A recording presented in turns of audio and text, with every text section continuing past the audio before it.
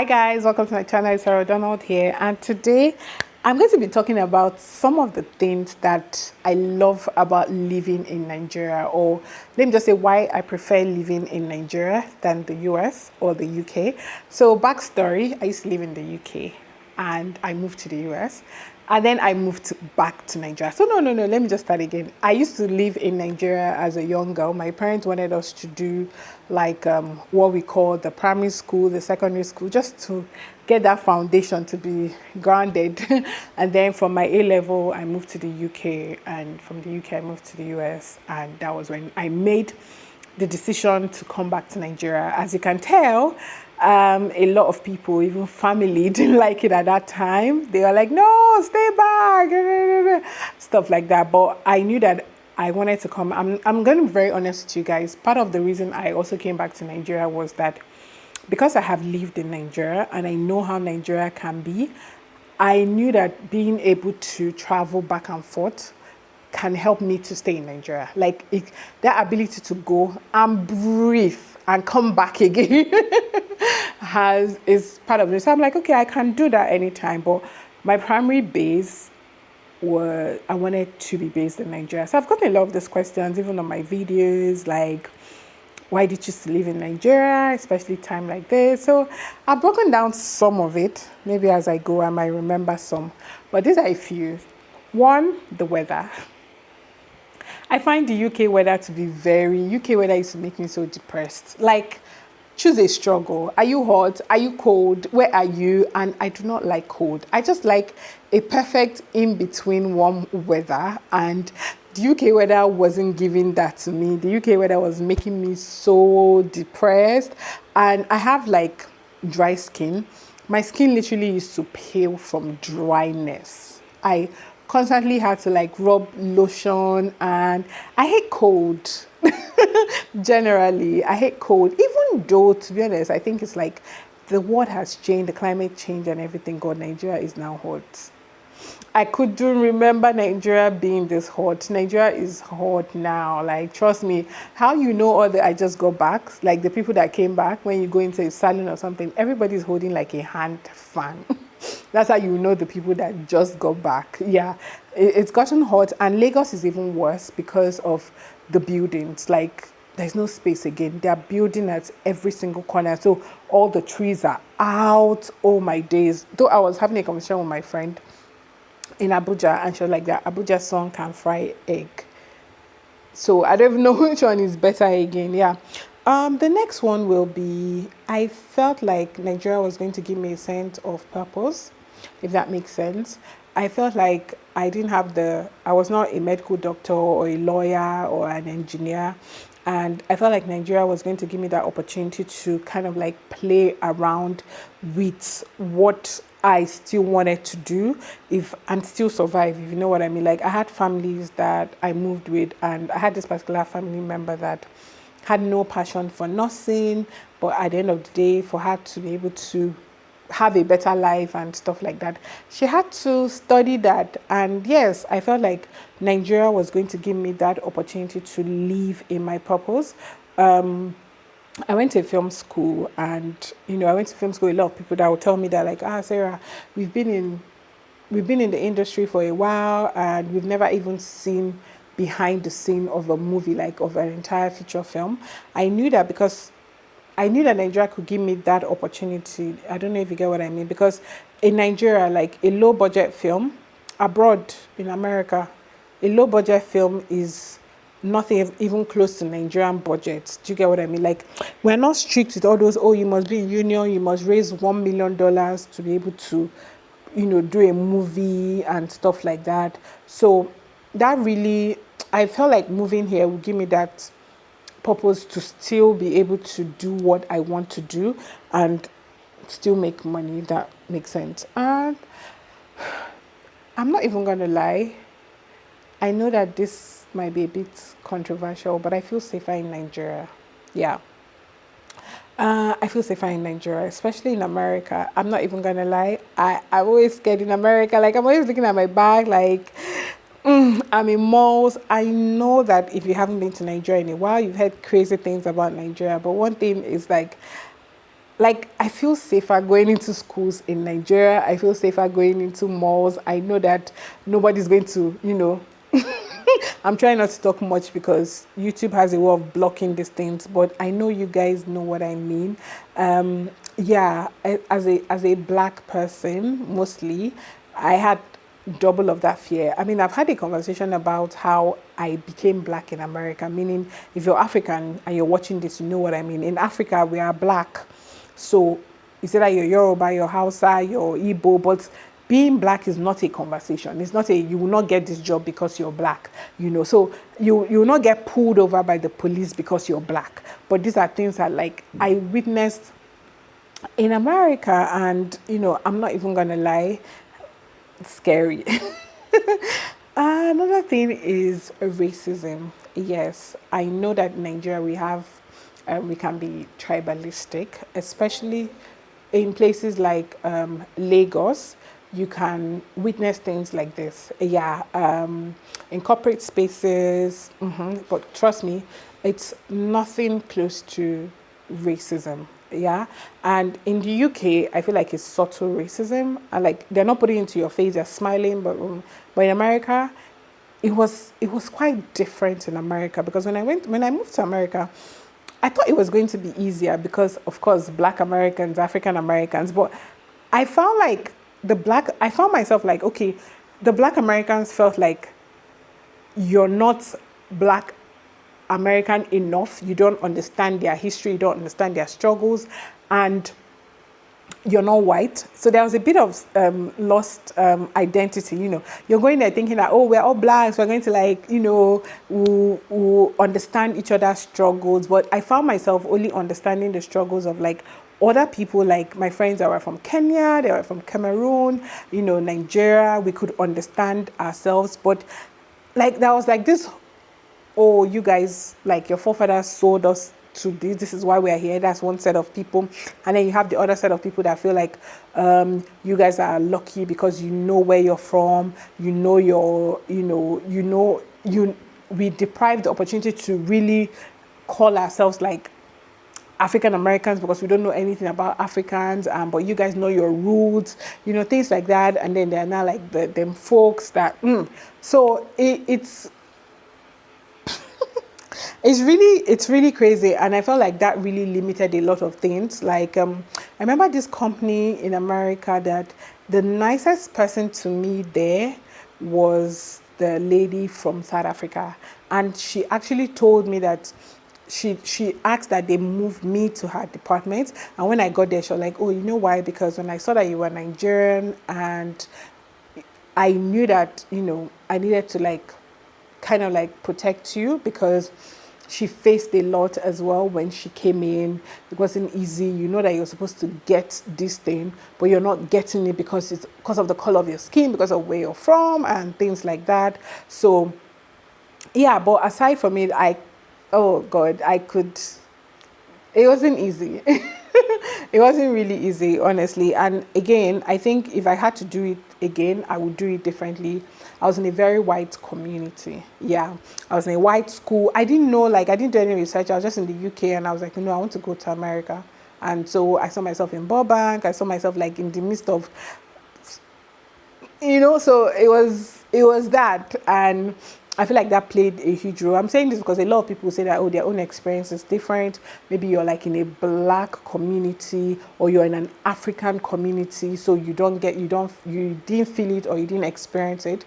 I definitely did experience it. I have good times, of course I did, but yeah, I felt like this thing will really limit me to where, because I'm not going to work hard, and then because of the color of my skin, I don't get what is meant for me, if you get what I mean. Another thing is the bills. The bills never stop coming. I mean, these bills never stop coming. Every time you open your door, there's just something. So it's almost like you cannot stop. There are monthly bills, there are things to pay. Okay, are there bills in Nigeria? Yes. But now in Nigeria, we pay a lot of things yearly. Like your house rent, you can pay it for the year and know that you're done. Your service charge, you can break it monthly or pay it for the year and know that you're actually done with that. I mean, why that can have a disadvantage in the sense that, like, okay, we get paid monthly, right? So why do you have to have bulk money to be able to do that? But if you're able to do it, I feel like it takes out a lot. It helps you to be able to breathe. This white guy really described it in the best words when he came to Nigeria. He said that, like, in America, yeah, people have money and all that, but it's almost like you cannot take a break. The moment you pause, you're seeing, like, those movies, right? In case you don't live abroad and you don't understand what I'm saying. Like, movies where someone just loses their job and you're wondering how come the next month you're already seeing due. Yes. But Nigeria, a lot of things are pay as you go. Your electricity bill, your gas, all those things are pay as you go. So as you use it, so if you don't turn on your gas for 1 month, it's there. You don't need to pay the bills, right? You don't need to pay them monthly. Your phone bills are not monthly. If you don't have airtime, then you don't have airtime. So I remember one time when I came to America, I could not even get a line. I struggled to get a line. I thought it was going to be so easy, but no, it had to be like a contract line. And so my cousin had to help me. And then one time I realized that I wasn't receiving call. I couldn't make call. One of it is because I had to pay. I'm like, eh? So if I don't pay, I'll not receive calls. Wow. So, the bills don't stop. So if you lose your job, you're like panicking. You're not able to take a break. But in Nigeria, you can say, you know what? I've paid my bills for the year. I can actually just breathe for a few months. I've seen a couple of people that did it. They didn't like their job and they're like, you know what? I've saved a bit for to just last me now. Let me rest. And you tell people, why are you quitting? What next? They're like, nothing for now. I'm not rushing to get into the next one. I've covered up this, that. But abroad, those bills don't stop. They don't stop. Another important thing for me was impact, right? And which is why I make videos like this. Living in a third world country can help you to really contribute to the society. Yeah. And because you're a part of a nation that is still writing their story. So it's easy for your impact to be felt, to be seen, to be heard. You know what I mean? And that's why when I make videos about Nigeria, I always talk about, like, let's come up with solutions. Like, what are the solutions? I have been screaming about customer service. Customer service is really a problem in Nigeria. And I saw in my last post where someone was saying that he wanted to, start up a customer service agency or something like that in Abuja. And I'm like, as it should be, that solution, because one of the countries now that sometimes you call your banks and all that, but you're calling India because these things are outsourced. So imagine we work on this and it becomes a huge deal where people outsource customer service to Nigeria. So I feel like being in Nigeria, my impact will be felt. I took a break from the movie industry to just go and work, do 9 to 5, just get into the corporate space, just do things. And recently I did a film, or I did a couple of films, but I made sure that those films were, I wasn't interested in just doing films for the entertainment part of it. I said I wanted to do films that can make an impact. And so you can check it out on Sarah Donald Studios. I'm going to start posting it by next week, God willing. But you can follow the channel, is Sarah Donald Studios. So I felt like, oh yeah, it's easy for me to make an impact living in Nigeria. Another thing is quick access to repairs. You guys, Nigeria is somewhere that you can easily call someone and say, hey, my washing machine is down, and they'll come and check it out and repair. You don't have to be on the queue for something. You don't have to go through long lists, and they can be quite affordable. You get what I mean? I remember one incident in the UK where I don't know, I lost my keys. And I remember that time I paid almost $500. Yeah, there was a call out fee. Then I had to prove that, that was my apartment. Things like that. Like, man, Nigeria, you just called the nearest, like, guy, please come and do this door for me. So it's quick. Last week, something happened to, like, Nigerians are helpful and they are quick. Like, something happened to the tire of the car. Like, I don't know how to explain it, the rim or what, it was coming out. And people were already flagging it, like, see, the moment I parked at the side, people came. Like, oh, yes, let's help you. They were hitting, you know what I mean? Like, it's quick, yes, of course. Hey, one thing you're going to know is that those guys that are helping you, you will give them something. But at least that access to even giving them something, not that I have to call AA rescue because of that. You know what I mean? So just like quick access to things. It just helps me like, you want to quickly like change the background. Like I wanted to buy plants recently and I just went outside and they brought it for me, they delivered.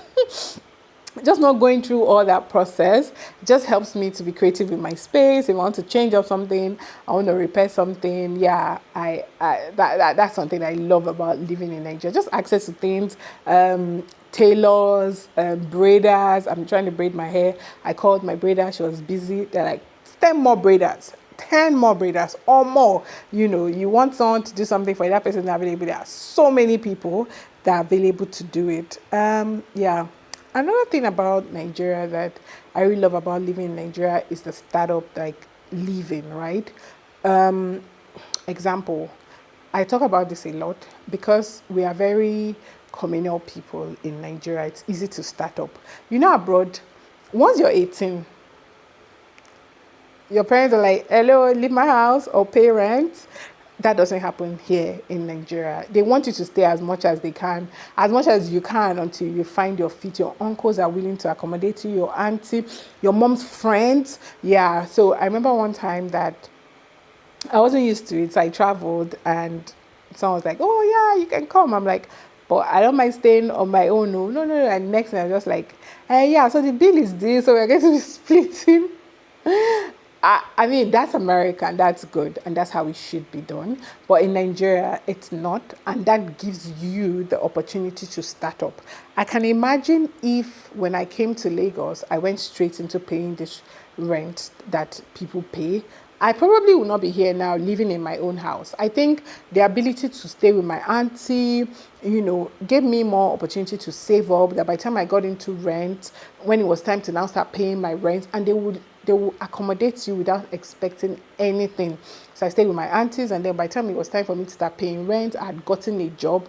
And that's why sometimes it feels like, labor is cheaper in Nigeria. It's because most times these people live in places for free. I was trying to get a housekeeper recently, and everybody I interviewed, who do you stay with? My cousin, my sister, my auntie. Do you get? So whatever is coming to them is their own.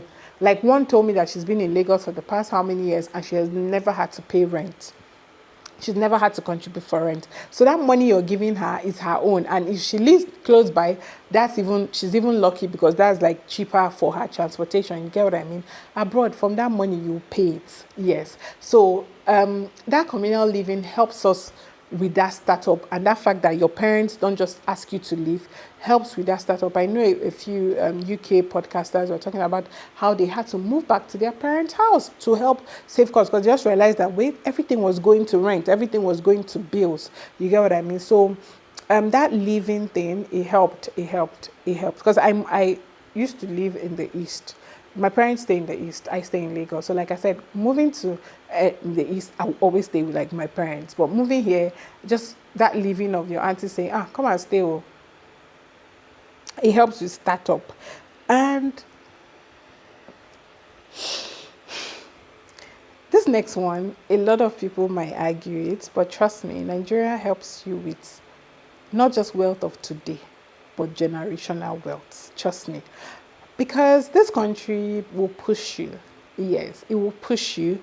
It will frustrate you. It will break you and then make you. But when you understand when you understand it, you will enjoy it. Because like I said, because it's not all about like bills. There's life outside that.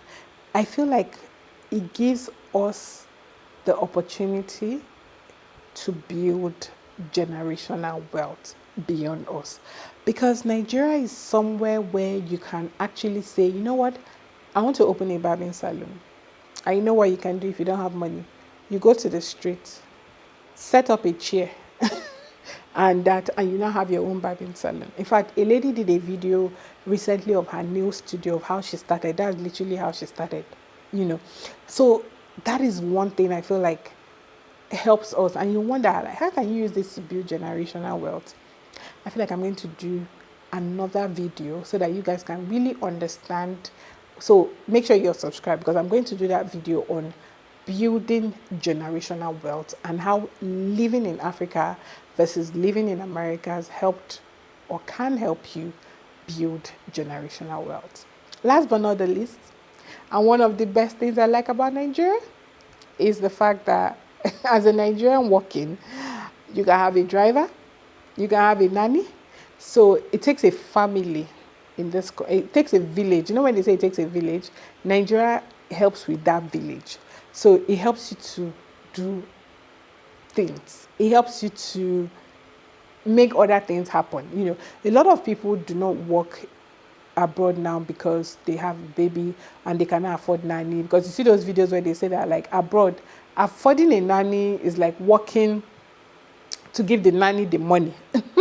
Why in Nigeria that's not, it's not as it's not that expensive. And a lot of people say, oh, it's cheap labor, it's cheap this. But the truth is, the difference is that the cost of living here is not the same with the cost of living in America. That nanny in Nigeria that is making $100 a month is living in your house. You're feeding the nanny. You're taking care of the nanny's needs, like literally everything. Most times, people take the nannies to school or start up business for them, whatever the person wants to be. You don't see things like that abroad. And even if the person is coming and going, the person is not coming every day. The person is living with their auntie or their uncle. I'm trying to give the difference where somebody might say, oh, but that's cheap labor because abroad, yes, abroad, that nanny is making $300 a month, right? But from that $300, that nanny is taking care of their own expenses. Like everything. Once they pay you that money, is that money. But in Nigeria, if you work with the right people, right, and you meet the right people, you'll be blessed beyond that salary, right? That's why it looks like, but this guy is making just 150,000, but this guy is a driver and he's making 150,000 a month. How come he's able to feed 4 children? Because this is that country. This is that country where out of that salary, the person is giving the person things. Nigeria is a very, I don't know how to put it, like help, is a place where you come and say, ma, please, my child's school fees, I need help with this. Oh, I need this. Or I don't know if you guys get what I mean. And I hope you do get what I mean. Because I'm saying this because a lot of people argue about this and they say, oh, you guys like Nigeria because it's cheap labor. Because like I said, that person that is charging you $500, I mean, there was some argument about $500 to braid hair in America. The girl braided her hair, $500, she didn't like it. And people in the comment section, Africans are in the comment section, were like, $500 to plait hair, $500 to braid your hair? No, how can? But that person that is braiding that hair, that person that owns that salon, do you know what she's paying to be? I won't pay $500 to braid my hair, but I'm just giving an example. Now, they say, someone out there in Nigeria, and this Nigeria, you're braiding hair for $20. Why not move abroad? But what you're not telling them is that that place you're even braiding hair, you're probably like sharing space with somebody. You're coming from your auntie's house. Your auntie is feeding you. You get what I mean? Yeah. So for people that can afford it, I feel like it helps you to do other things. It helps you. And someone like me, if I can pay for it, I will pay for it. Like if I can pay for it to take my stress away, if I can pay to have a driver, it helps a lot. So when I'm going for that meeting, I'm not thinking of this crazy Lagos road. I'm thinking of how to navigate. I'm not coming back home and also thinking of how to clean my house. So it's both ways. You're paying someone and you're also getting that time to be able to invest in other things that can actually help you make that money. Yeah, so these are things. Call it lazy. Yeah, it's okay. I'm lazy when it comes to housework. It's okay, I agree. Anyway, these are some of the things that I really like about living in Nigeria. I'm sure you guys already know a lot of things I don't like, but you can check for those contents on my channel. Anyway, thank you so much for watching. My name is Sarah Donald, and if you have any questions, please feel free to ask because your girl is going to be in the comment section answering. Please, please, please, and please be respectful. Thank you and stay blessed.